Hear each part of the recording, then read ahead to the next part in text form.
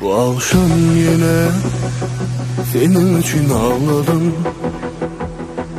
Bu hasretin değinmeye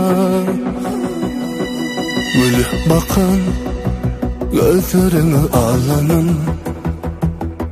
Hayalim aydına dönmeye. Bu akşam yine senin için ağladım. Bu hasretin değinmeye gülüp bakan gözlerini alanım. Hayalim aydına dönmeye. Tayin senin için her barzıyla bir gün görmesem olmam. Baltam denesine diyelim bana, kalbim şerefsiz ağlattın. Men sensiz her güne yansam da, aşkımdan armağana kalsam da, ömrümden yak bulup gitsem de, ana sensiz olmama yeter.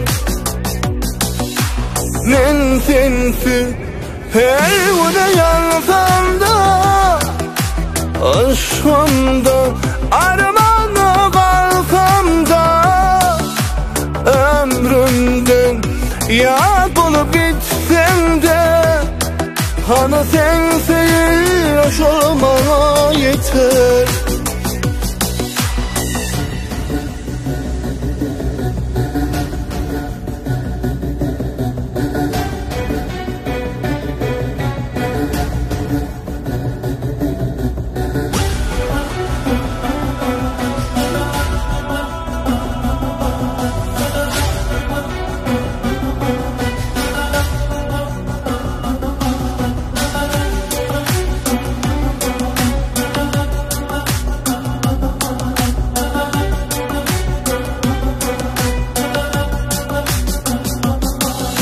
Men sensiz her güne yansam da, aşkımdan armağana kalsam da, ömrümden yak bulup gitsem de, ana sensiz olmama yeter.